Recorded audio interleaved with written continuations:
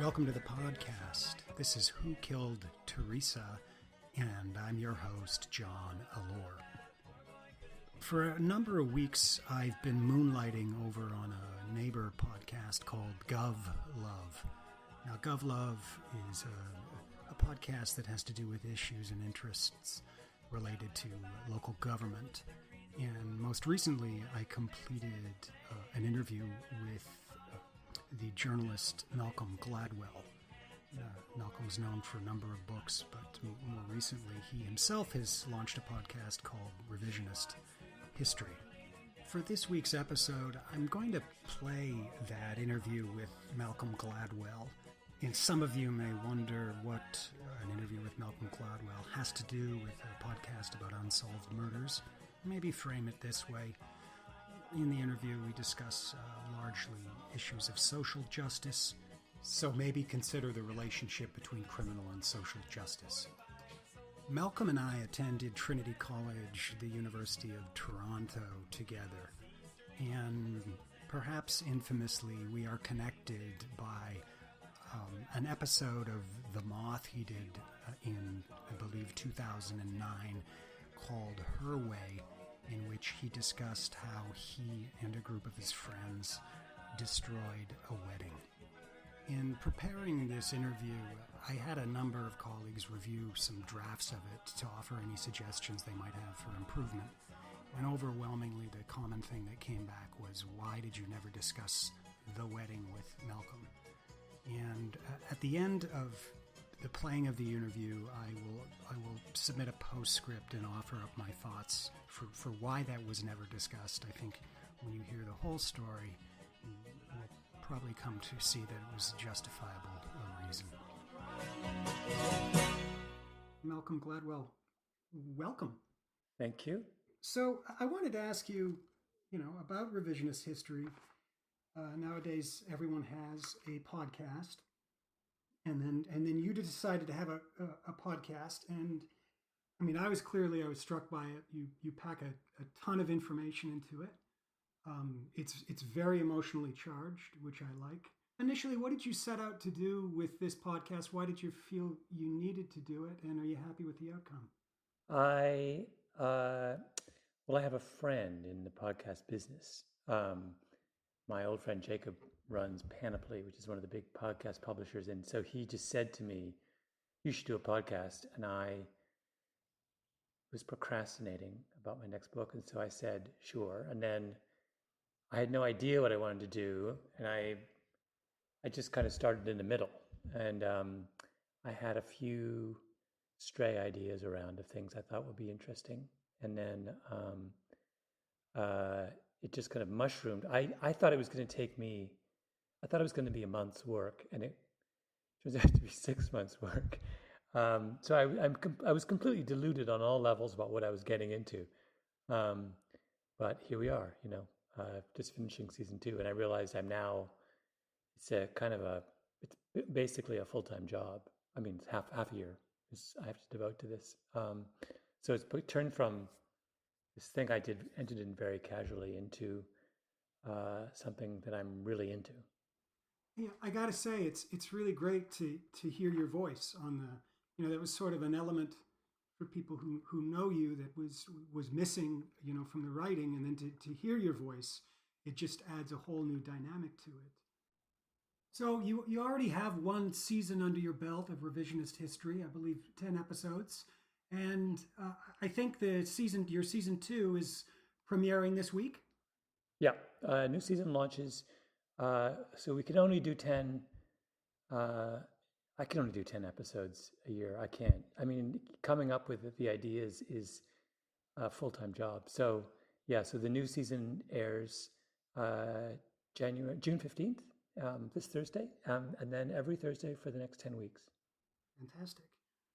So in thinking of how you said you sort of came into this in the middle of it, if I remember the timing right, I think in the summer of 2015 is when you went on your Twitter rant about the John Paulson, the Harvard $400 million donation. And then I think in December of 2015, Hank Rowan died. Did those two things factor into you wanting to do this? Those two events? No, I had no idea. No, neither of those facts had anything to do with me wanting to. I completely independently decided to do a podcast. Never intended to do anything about endowments at all. But then I I was going to do just one show on education. It was just going to be about that kid, Carlos, that I did a show on. And then I did that and I realized that was a show in and of itself. This seems to happen a lot with these podcasts, is I come in with an idea and I realize that the idea is much bigger than I can do in 40 minutes. And so then I did a second show, which was the Vassar versus Bowden show. And then I was going to do the stuff about endowments in that one. And then I realized, oh, no, there's still too much material. And it was only then that I decided to do the, I hadn't known Hank Rowan had died. I just remembered reading somewhere about years ago about his donation to Glassboro State College. So they know the whole thing is incredibly, there's no logic at all. It's just completely serendipitous. For the new season, a big chunk of the last episode I did, which will be episode 6, which is we're recording this week, I was home in Canada and my sister-in-law told me a story. I was like, really? And I just took my tape recorder out and I recorded her on the spot. And then the story involved this guy and his wife who lived down the street. And so I called him up. I said, will you come over? And my niece babysitted their kids while this guy and his wife talked to me. I mean, it's literally on that level. Sometimes it's on that level of spontaneous.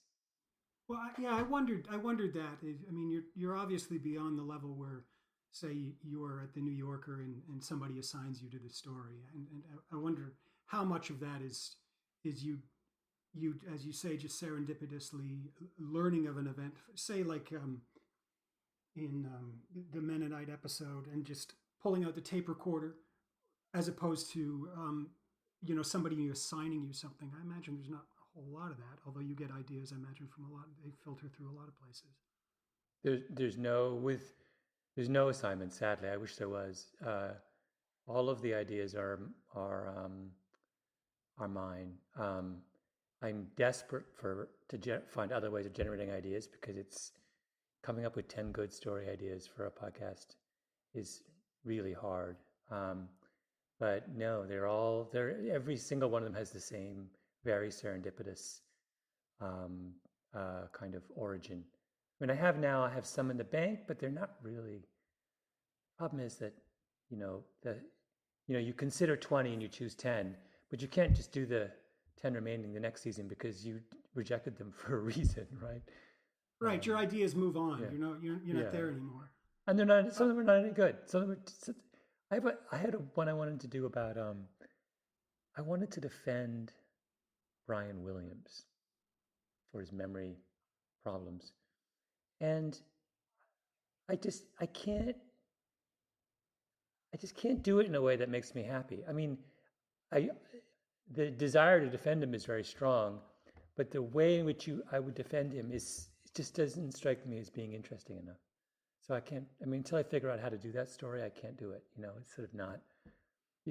Just having a notion that you're interested in is not sufficient. It's like, is there an interesting way to do it, and I just can't figure out what that is. I wanted to spend a little time on the education trilogy, because I think it's essential listening. Certainly, I have young daughters who are starting the college, experience, and I've insisted that they listen to it. Starting with Carlos Doesn't Remember, you make the point that the point of privilege being it buys you is second chances. And I wondered if you could talk a little bit about how that's particularly true in the United States, the idea that you only get one shot, as opposed to, for instance, where we grew up educated in Canada. Mm-hmm. Yeah, it's very, it's weird. I don't really get it. I don't understand the primacy of college in American mythology. I mean, it's just 4 years, and for those 4 years, people go nuts. They spend 3 years trying to get into the 4-year institution, and then they go into debt for the next 30 years to pay for the 4 years, and then they pretend that something happens in those 4 years that's magical and could only happen at the institution they chose, or at least the institution that was number one on their list. The whole thing is bananas. I mean, it just makes me, there's nothing. I mean, I have this thing rule when I hire assistants. I don't let them tell me the names of any of the institutions they attended, and I tell them, if you let slip where you went to school, you're not getting the job. It's just my little protest against this ludicrous system. I honestly could care less where somebody went to college. Who cares? I care what they can do for me, or what they're like now. I don't know. It's sort of the system is there's it's a particular American talent for taking good ideas and destroying them with a kind of an over application of zeal. The healthcare system in America is too good. It's just ridiculous. I mean, it's so gold plated, and to the point where nothing matters anymore. There's nothing wrong with playing tackle football. There's a problem with playing tackle football from the age of 6, right? Like, it's fine if you play it. In fact, the medical data now backs this up. Your risk of long-term brain trauma, if you start playing in college, is very small. It's just a time thing. The damage you do is the damage you do when you start playing at 6. So why play at 6? Who needs to play it at 6? Like, it's just the same, it's this kind of, like I said, this overzealousness that, a good college is a good thing, but that does not mean that the very best college is the very best thing. That I'm always reminded of that wonderful legal axiom: the perfect is the enemy of the good. That to me sums up American society. It's just like this relentless search for the very, very best thing, as if it makes a difference. It's interesting because, I mean, obviously there are broad themes of social justice I find in all of your work, but particularly in revisionist history. But I always kind of think, is that what you're kind of doing in the podcast? Are you trying to balance the scales a little bit about who wins and who loses? I mean, you talk a little bit about yourself being a lone voice. Do you feel that way? Well, it's funny. Now that I have season 2 in the bag, season 2 I hadn't thought explicitly about that theme, but season 2 does in more than half of the shows at least, pick up on that. I'm obsessed in season 2 with power, and with the way in which Americans like to pretend that any complex situation is about anything except a power struggle. So they're always personalizing things. We don't get along, as opposed to he's got all the power and he doesn't, right? that kind of thing, which is, that's the race narrative in this country is, why can't we just get along? Well, why can't we have a system where, one group has the same amount of power as the other group? That's the issue. It's not a personal question. It's not about, so these are things, I guess, as I've gotten older, that I've gotten far more interested in. I don't think I'm a lone voice. Because I think there's lots of people who say that. I just think, I think maybe I would only say that there aren't enough voices. Maybe that's it. That you have to shout awfully hard to be heard in this country. So I'd like to be surrounded by 1,000 others saying the same thing. But the amount of kind of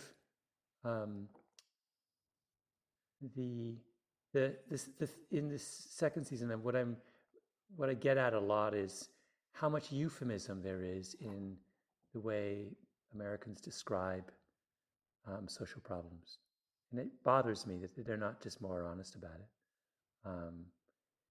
There's just all this great attempt made to to prettify things. And there's two shows that are just about fairy tales that we've told about civil rights that just aren't plainly.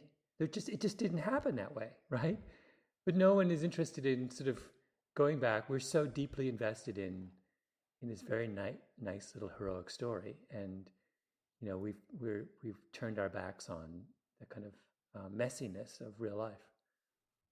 I wanted to follow up a little bit more on Carlos doesn't remember. You talk about the Lenox, California area where Carlos was in middle school. I actually remember that school system.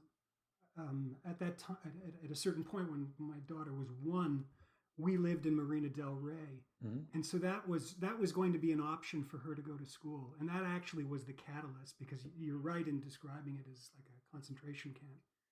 It was one of the main decision points about saying, because my wife at that time was working at this lush school in private school in Pacific Palisades, where Tom Hanks' kids went and all that, but that's not where our kids were going to go. My kids were going to go to Lenox, and that forced us to make the decision to move to North Carolina, where we'd have a better opportunity. You mentioned... I had no idea. Yeah, go ahead. I had no idea. I had no idea you lived down there. That's funny. Yeah. You mentioned that, with a lot of these kids, they have to be...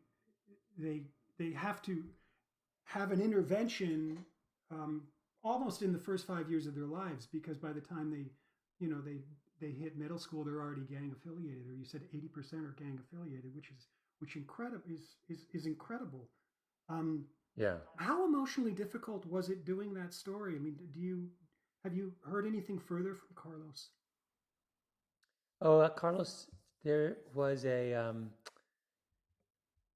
story I heard was that Carlos was in a summer program, because he's a really, really, really, he's a very, very smart kid.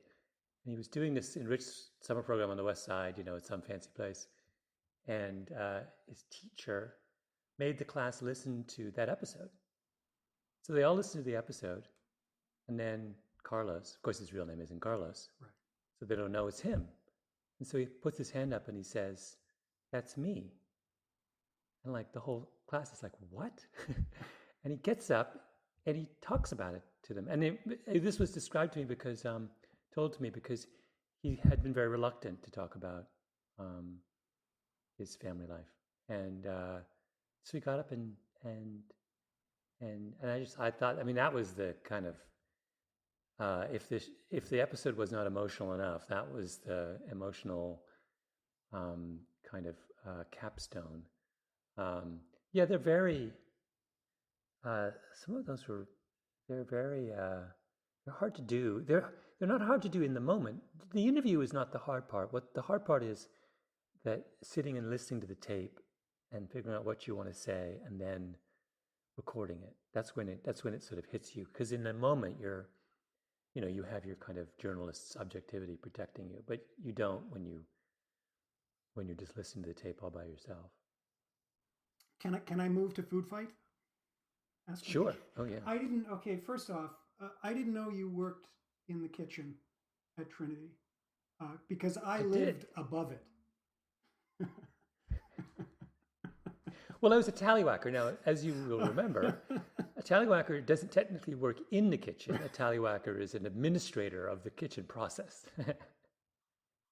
No, it's all coming back to me, unfortunately.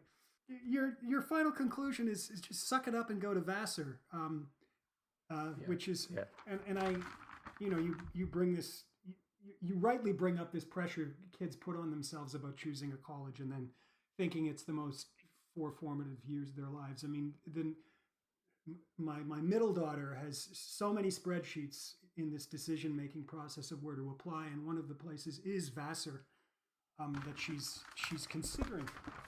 When you did that story, I know you had an intern working on it, but I think who went to Maine, but you went up yourself to the Vassar campus? I went to Vassar, and I sent Jacob, my assistant, to Bowdoin.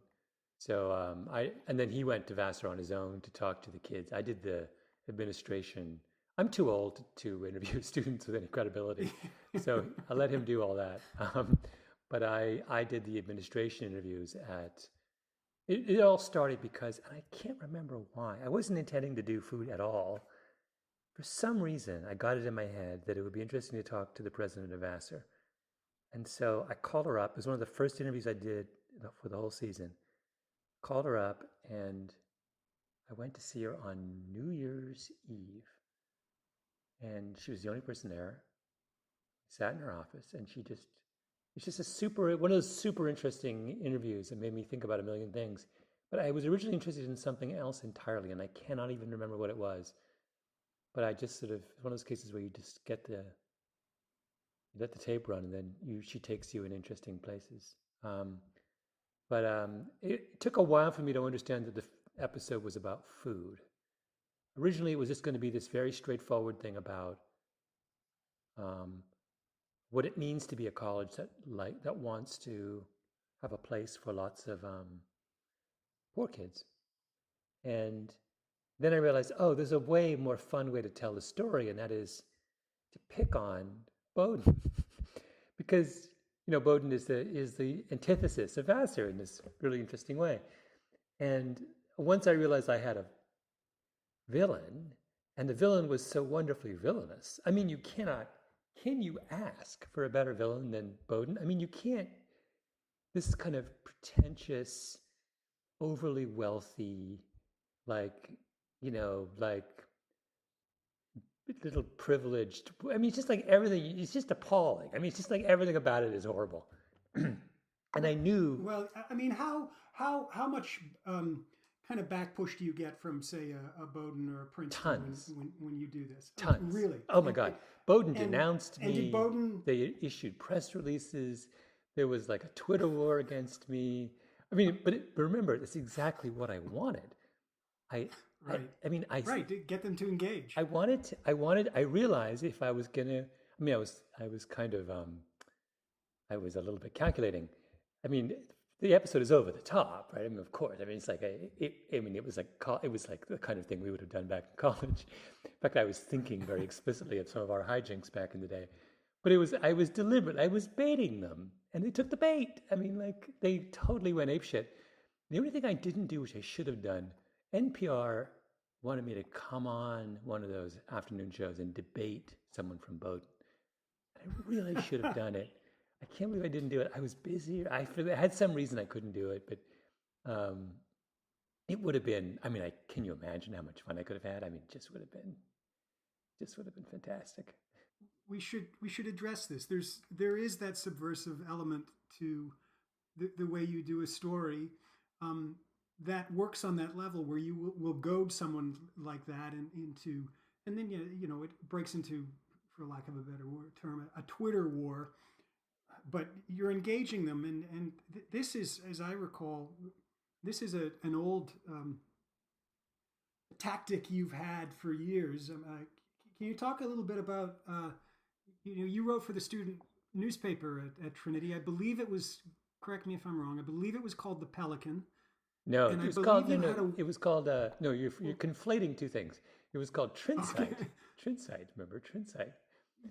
You're quite right. It was Trinsight. The Pelican. And I think you did what was the difference? Pelican Power was a mock football newsletter that I used to post. Remember, in which I would glorify the Trinity football team. It had absolutely nothing to do with football. Anything you wrote, and yet it did. Well, Bruce created a character. But since so few people went to the football games, Bruce created this character called Wexford Harding, who we claimed was the football coach, and then Bruce would write these articles by Wexford Harding in the newspaper, in which he would sort of wax elegiac and talk about his drinking problem, and so it was the whole thing was highly amusing. But yes, no, the provocation, I believe I learned at Trinity from the masters of provocation.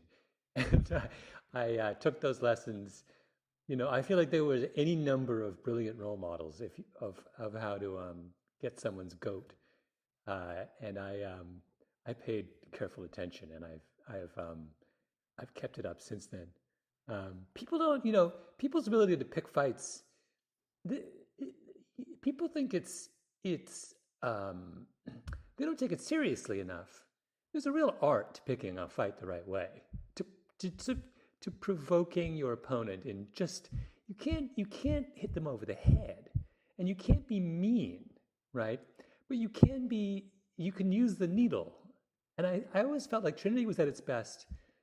I always think about this moment when there was a college meeting, all the students, and we had a lot of money for some reason because of the video games we had. And right before the meeting, the provost's wife's dog had died because he'd ingested a used condom in the garden of the provost. And someone from St. Mike's College, and for the listeners, St. Mike's College was a Catholic college, which we were, for no real reason, we were formally opposed to the Catholics, right? Yes, correct. They were Someone there. from St. Mike's showed up. They showed up and asked for literally $100 to go towards a trip to Africa to work with, refugees. And we had this, and everyone instantly in the room saw the comic possibility in a way that even today I don't really understand. We then had this long, faux intellectual discussion not about the question of whether we should support someone who wanted to help refugees, but whether it was a precedent that we could, whether it was an appropriate precedent for us to be taking discretionary funds and giving to someone from another college. And everyone loved this totally ridiculous discussion. It went on and on forever. We had a vote. We voted down the guy from St. Mike's. And then immediately someone puts their hand up and says, I propose that we give the provost $500 for a new dog. And it was approved unanimously. I remember that moment thinking, this is absolutely brilliant. This is how you do it, right? It's hilarious. It's like completely subtle. It's totally outrageous. It so provokes this poor guy from St. Mike's. But there was a kind of collective understanding of how to do the joke. I've just never forgotten. And I remember that I have aspired to that kind of cleverness ever since. Well, and to my mind, that's exactly what's going on when you're interviewing John Hennessy, the president of Stanford, is that you're slowly upping the stakes and saying, how far can I take this? If what would you do with, $10 billion, and see if he can respond with a straight face? And he does. You say he says, I could never consider that. And then within 2 seconds, he has an answer. Yeah, and that was hilarious. Yeah. That was like a gift from God. The whole time that was happening, I was like, I had my eyes on my tape recorder. I was like, dear God, I hope I am recording this. Because if I miss this, man, I've lost an opportunity. Yeah, that was. It's rare that someone takes the bait like that. Yeah, he did. Did you ever get, to your mind, we should say so. Hennessy establishes this Knight Hennessy Scholarship. 100 of the best and brightest in the country will come to a graduate program at Stanford in order to solve the most important problems, the world's hardest problems. Did you ever get, to your mind, a satisfactory answer as to what those problems were in there, to spend that amount of money? No, I didn't. I was almost, he mentioned a couple, but they so clearly were not the world's biggest problems that that the question remains open. He just mentioned the one of trying to figure out why Mark Zuckerberg's gift to Newark wasn't working out the way, which was just another billionaire's, so it was like, it seemed awfully kind of, it was a dog chasing its own, it was a billionaire dog chasing its own tail at that point. No, I didn't.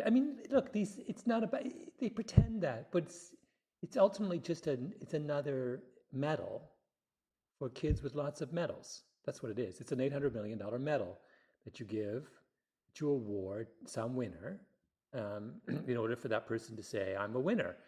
And, it's foolish to try and read into it any more than that. That's all it is. It's like, and they need 800 million to do it. I mean, it's just it was the most lunatic. The minute I heard about that, I was like, this has got to be a joke. I mean, it can't. And it's not. It's like, it's real. Well, I mean, I certainly watched the video. They have a 4-minute video launching so the good, scholarship. isn't it? Oh, and it's got good. It's got the drone shots of the campus. It's got Condoleezza Rice. I think innovation is mentioned 6 times, and then they have the nerve to talk about diversity, and what they really mean is geographic diversity. We'll pick this elite person from this country, but as you say, it's absolutely antithetical to what you talk about in the case. Hank Rowan's idea, in order to have a Vassar idea, you have a classroom with true diversity, and that way the hedge fund manager's daughter learns from the janitor's son, who are both at the same college. How important was diversity for you growing up in Elmira, or how aware of it were you, or the lack of it?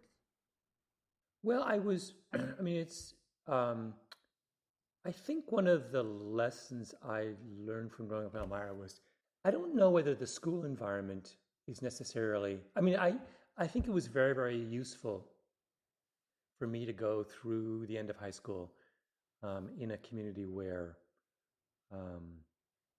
the overwhelming majority of kids were not going to college and had parents who had not gone to college. I think that was really useful at the end of the day. Apart from, that may be the wrong word to use, but if we're thinking about it in a kind of, what did it mean for me? I think it does ground you in something other than the rarefied world you're going to end up in. So I'm grateful that I went through that experience. And I think as well, especially if you're in the business of, I'm in the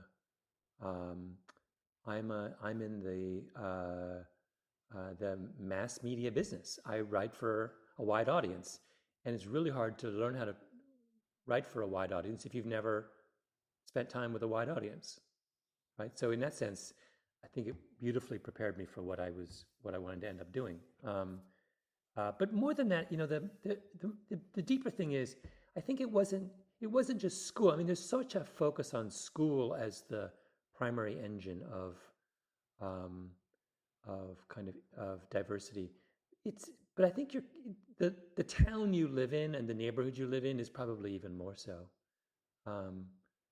That I wonder whether it's part of the same problem we were talking about earlier, when we put so much pressure on the school to do everything, and you forget that kids just aren't in school for that many hours, that most of their life is outside of school, and who their neighbor is and who they run into when they go down the street, and who they play sports with, those matter to me almost more.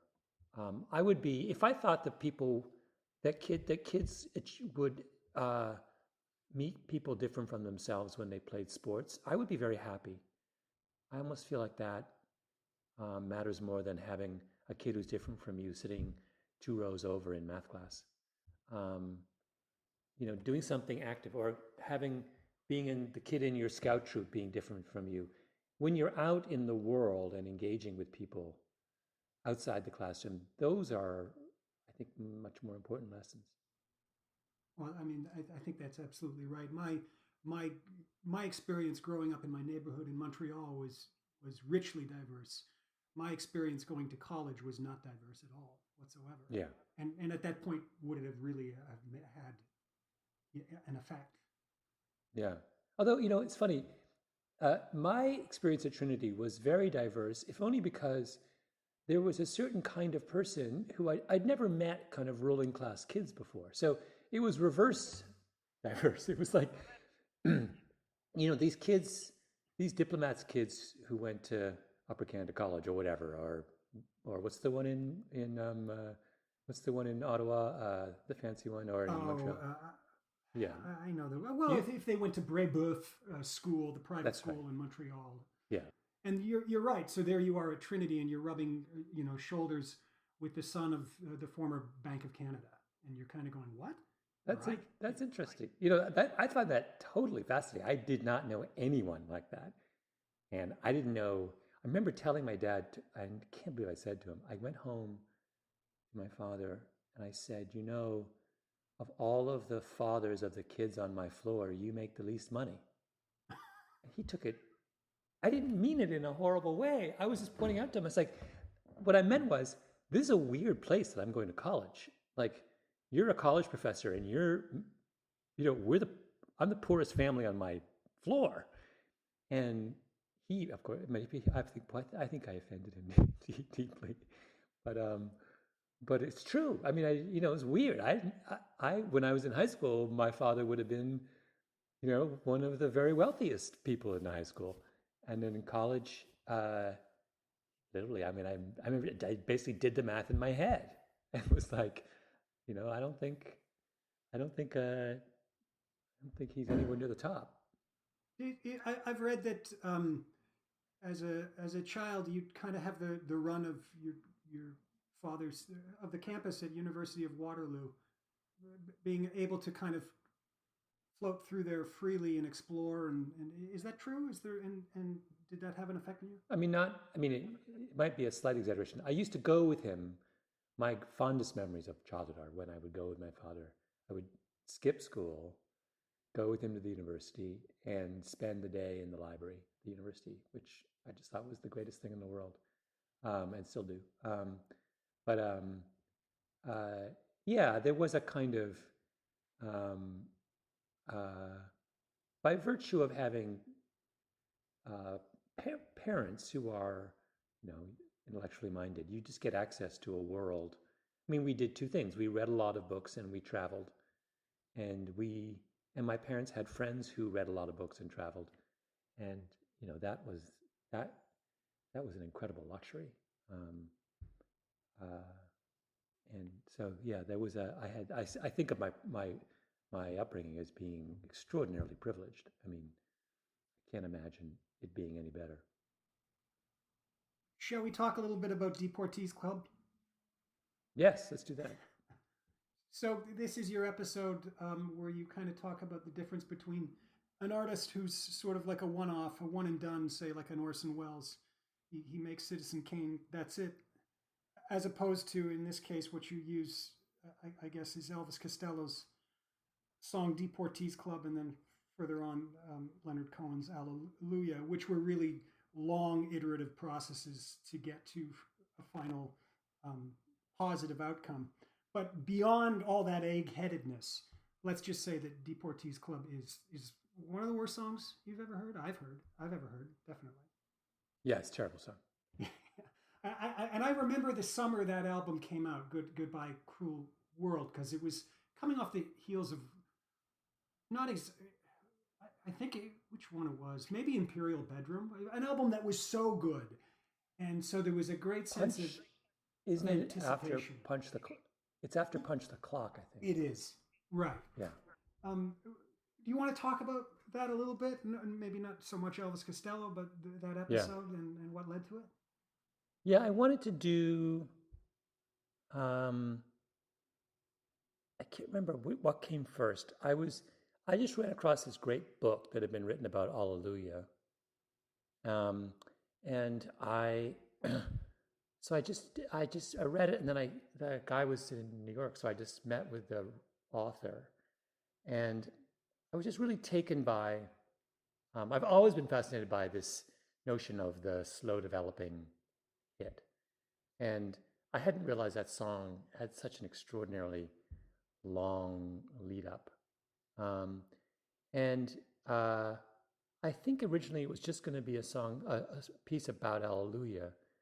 But what I realized with these podcasts is that they're always better when there's a B story. And if the B story is personal, if one of the two stories is personal, it works even. The absolutely perfect podcast for for revisionist history in my mind is two stories that overlap but are not the same. One is personal, one is not. One has a kind of deeper theme, and you toggle back and forth between the two of them. That's the kind of format that I think is ideal. And so I just got to thinking about Deportees Club when I was reading about Alleluia, just because I know why. Because I bought a turntable, and someone as a gift gave me Goodbye Cruel World, and I listened to it, but I listened to it like that was one Elvis Costello album I never bought, and I listened to it and realized that I hadn't realized that he had done original version of Deportee called Deportees Club. Heard it for the first time when I was just by accident when I was in the middle of doing the story, and thought, oh my God! First of all, that's terrible, and secondly, that's exactly what I'm talking about with Alleluia. So it was another one of these serendipitous. I literally had completely, for some reason, I just thought that Deportees Club Deportee was a B-side he just threw out there and never put on an album. I had no idea it had an origin as a song that had been released in a different form. And so, yeah, it was just a kind of, and when I realized that, I was like, oh, it's better. That's just more interesting to have Elvis Costello side by side with, and then I spent months fruitlessly trying to talk to Elvis Costello and failed. So then I decided I would make do with, which has actually turned out very well with his producer. Did you go to London for that interview? Yeah, I did. I was in London. I did a bunch because there's a bunch of London interviews in the first season. I just did them all in one go. I loved the producer. I just thought he was fantastic, and such a London character. I mean, there we were in Hackney. Like of course in a pub in Hackney. I mean, you just can't. There's something so fantastic about the English that I can't ever get enough of, and that was part of it. I wondered if you could preview the new season of revisionist history. What should people be looking forward to? It is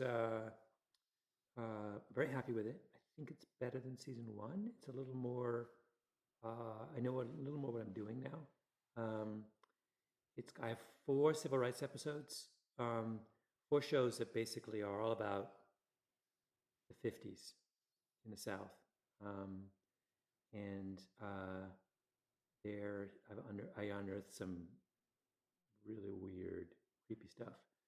And then I have a really fun piece about sad songs, country music and sad songs. I have a piece about how McDonald's ruined French fries. I have a spy story. I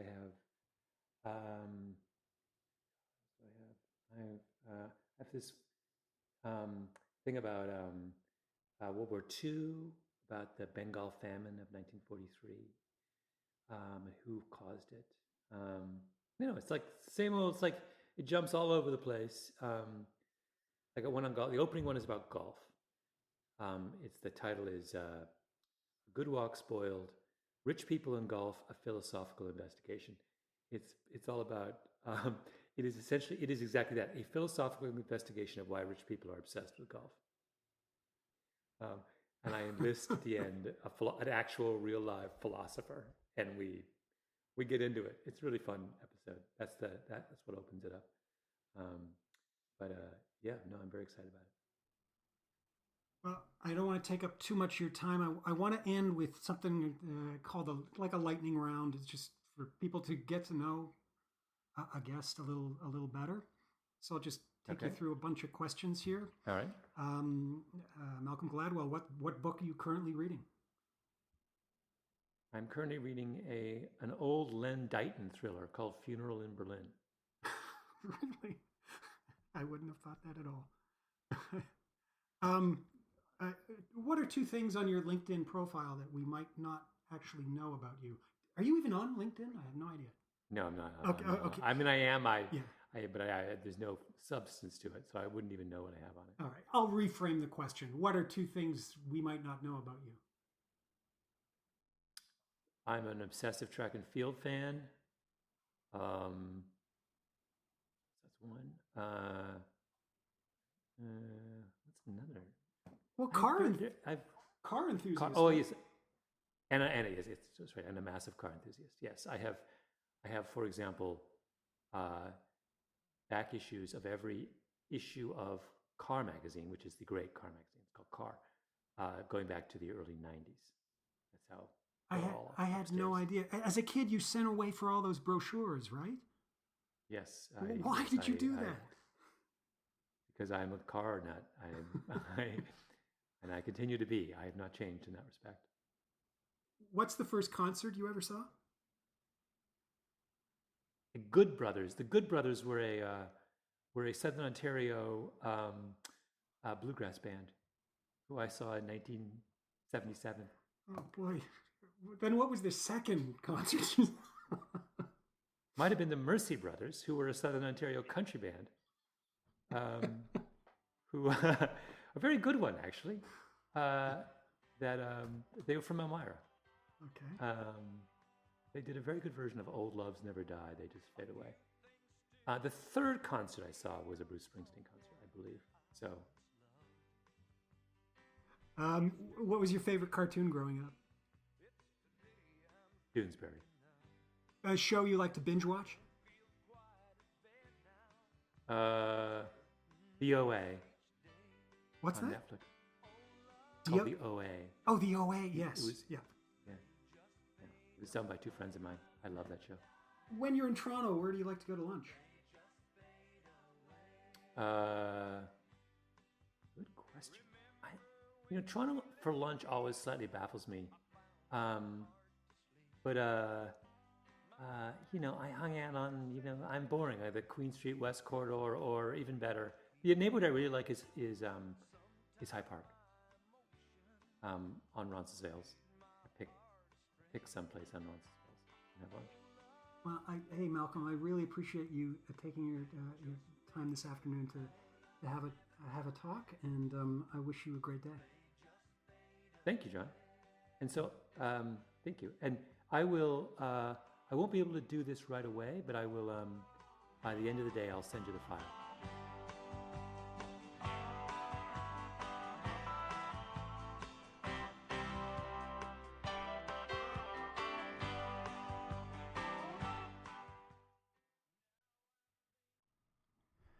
So here's the thing about the wedding, and if you haven't even heard The Moth yet, here's what I suggest you do. Go and Google Gladwell, The Moth, Her Way. Pause this, go do that, listen, it'll take you all 15 minutes, and then come back and we'll talk about Her Way. So everything in Malcolm's story, Her Way, is true, with a few changes. A couple of names were changed for obvious reasons, although not very protectively.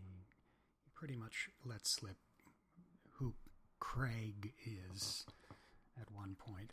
And the wedding wasn't in Arizona. The wedding was in San Diego, California.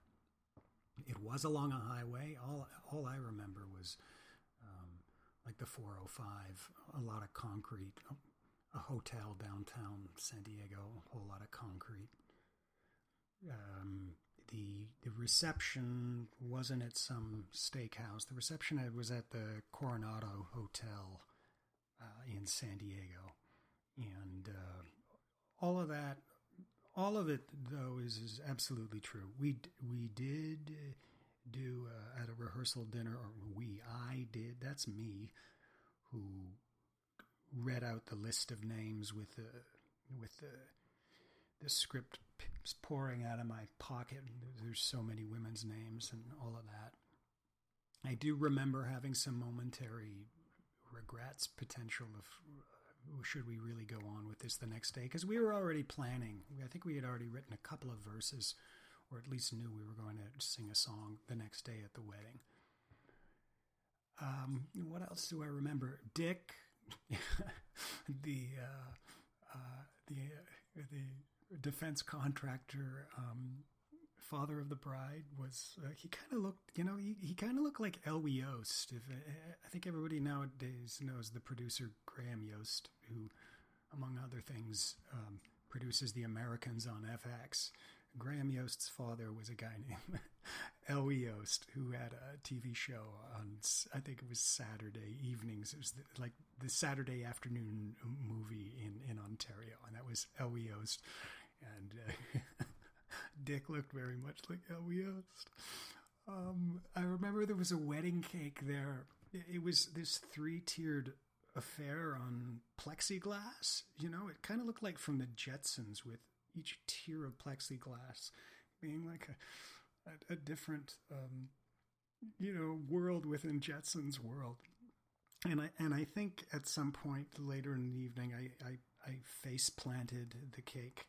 I think that did happen. A lot of ponytailed boys serving chicken satay. And yeah, the whole thing just got completely out of hand. I ended that evening upstairs on the rooftop by the pool and the jacuzzi, naked in the jacuzzi with a bottle of champagne, and Malcolm walked by and saw me and said, "Allure, you mad genius," and tore off all his clothes and joined me in the jacuzzi. So this was the kind of affair that we thought it should be, and that it devolved into. And then, of course, the next day, we ruined a friendship and a wedding. And just to prove that I am the John, Malcolm's moth story, Malcolm mentioned the song Big and Goofy, done to the tune of Feeling Groovy, but then he said he didn't remember the further verses. Well, I remember them, and the final verse went like this. There's no trick I won't turn, there's no promise I'll keep. I'm stupid and boring, I'll put you to sleep. Keep integrity, write the feck out of my life. Boom, boom. I am a clod who's big and goofy. So the question should always be, did we learn the lessons of that fiasco? Did we ever get smarter in these affairs? And I would say yes, but with the caveat that going forward, always there were a couple of variables missing from this toxic mix. So years later, I would go to other weddings, but you felt that the groom or whoever you were being there, you were representing there as a friend in that capacity, if you had a inappropriate toast or remark, you felt they might take it better than potentially Craig did. That was the first thing. The second element that was always missing from future weddings was a lot of the players from that Her Way San Diego wedding in the future weddings were there, but not all of them, and certainly not Malcolm. And there was always with Malcolm there a danger, a potential. Malcolm was like this enabler. He was like a gateway drug. Certainly when he and I got together, a danger that things could get gravely out of hand. So cut forward 20 years, and by this time it's already been, I believe, like maybe 2 or 3 years since Malcolm has done this story on the moth, and we both get invited to a wedding in New York. And if I recollect it correctly, Bryce was Malcolm's childhood best friend, and he was my college best friend. So we had this connection, and Bryce was not someone who you did not want to screw up his wedding by any token. We were older at this point. We were supposed to be wiser, and although instruction wasn't given to us, it was known by several parties for that wedding weekend what had happened and who had done it, and there was a sense of foreboding surrounding the affair, that something potentially could go horribly wrong, that you had over which you had no control. And this started very early. I remember, I think one of the first events was drinks at a bar in Brooklyn, and I entered the room, and many familiar faces there, and then I looked across the room, and there was Malcolm. And my first reaction was, oh my God, don't look him in the eye, because it's going to be like a virus. If you guys get out of control, there's going to be no stopping you, and you won't even know when it's happening. It will start with a few words in conversation, and then it will quickly escalate and devolve until it's too late and there's no turning back. So there was just this intense sense of foreboding, and whatever you do, you need to be like hyper conscious of your behavior, because you can't screw it up. And I don't even think I exchanged but 2 words with Malcolm that entire weekend, nor he with me, because we were so hyper aware that we could catch this infection, this virus, that would prove once again that we were not smart enough to screw up the most important day of someone's life. Next day, we're wedding at the chapel, and followed by a reception, I believe, it was the Botanical Gardens in Brooklyn. And again, the situation was sort of repeated, and you never knew what might throw things. It's like, should you have ordered that San Pellegrino instead of a bourbon? Would you potentially say something inappropriate? Would you laugh inappropriately at a toast that everyone would just go, oh God, here it goes again? And there was a moment of worry that Bryce was also a journalist, and so there were a lot of people, slightly famous people who attended this, who I knew who they were, but I didn't know them. And David Carr the late David Carr from the New York Times was there. Brian Stelter was there. I believe Sam Sifton from the Times, the food critic, might have been there. There was some famous food critic there. And at one point, after dinner, I got cornered by a bunch of them.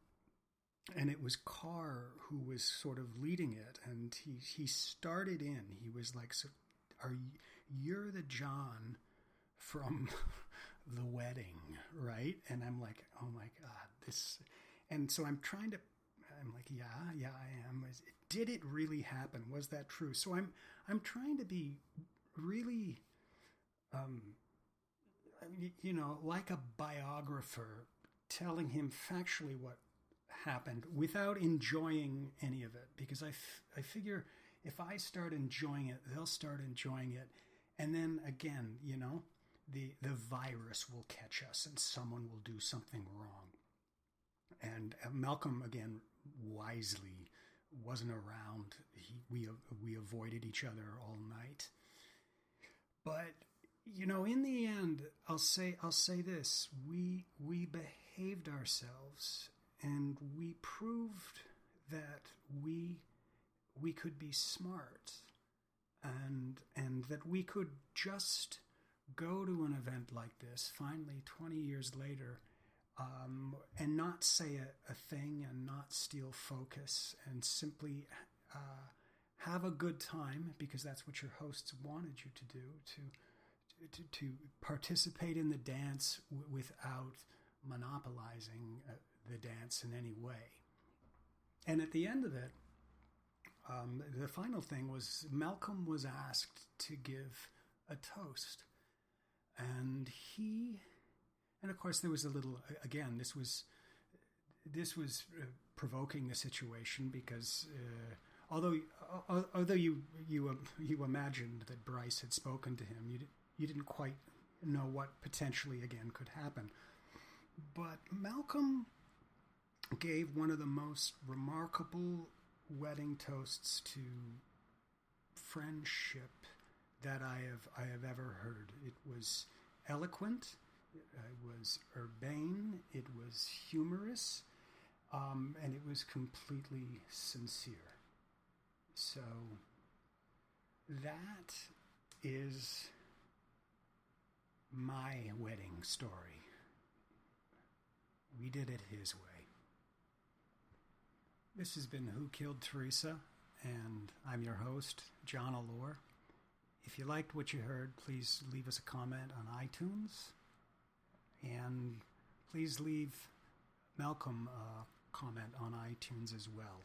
His podcast, Revisionist History, is available there, and we are now approaching episode 2 of season 2. Have a listen.